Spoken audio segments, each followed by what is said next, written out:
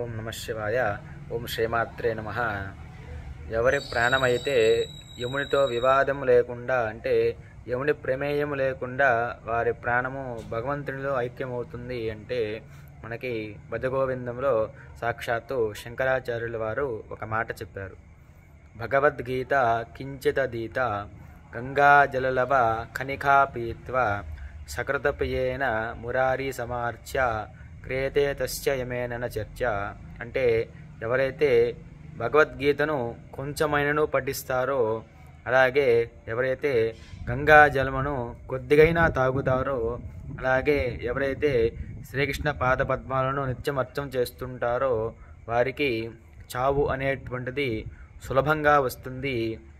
అలాగే యమునితో ప్రమేయం లేకుండా, అలాగే యమపాశం వారి మీద పడకుండా భగవంతుని దూతలు వచ్చేసి వారిని వైకుంఠానికి తీసుకొని వెళ్తారు అని చెప్పేసి మనకి శాస్త్రము.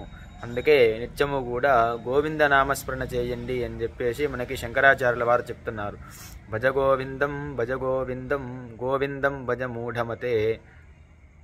మన మతి ఎప్పుడూ కూడా ఏం చేస్తుంది, ఏదైతే అక్కర్లేని విషయాలు ఉంటాయో వాటి యందు మన దృష్టి అనేటువంటిది కేంద్రీకరిస్తుంది. అటువంటి మూఢమైనటువంటి ఓ మనస నిజమేదో తెలుసుకొని గోవింద నామస్మరణ చెయ్యి అని మనకి శాస్త్రం చెప్తుంది. అలాగే ఒక మనిషికి బ్రతకడం అనేటువంటిది ముఖ్యం కాదమ్మా, చావు అనేటువంటిది చాలా ముఖ్యము.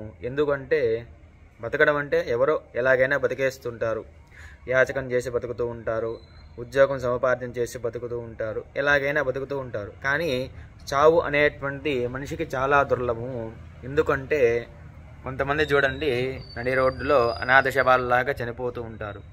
కొంతమంది చూడండి మంచాన మీద పడి సంవత్సరాలు ఆ రోగ పీడలన్నీ కూడా అనుభవించి పక్షవాతం వచ్చి ఆ ఒంటి మీద పురుగులన్నీ కూడా వాళ్ళ మాంసాలన్నీ తినేస్తూ చాలా దుర్లభంగా చనిపోతూ ఉంటారు.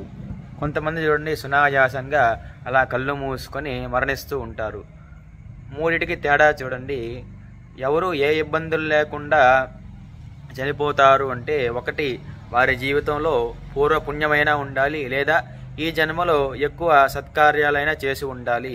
కావున నిత్యము కూడా మనకి సులభ సాయుధ్యంగా భగవంతుని సాన్నిధ్యం కావాలి అంటే నిత్యము కూడా పుణ్యం అనేటువంటిది మనం సముపార్జన చేస్తూ ఉండాలి.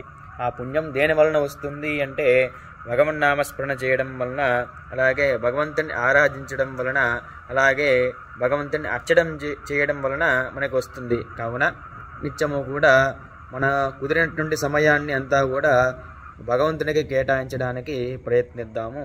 ఓం నమ శివాయ. ఓం శ్రీమాత్రే నమః.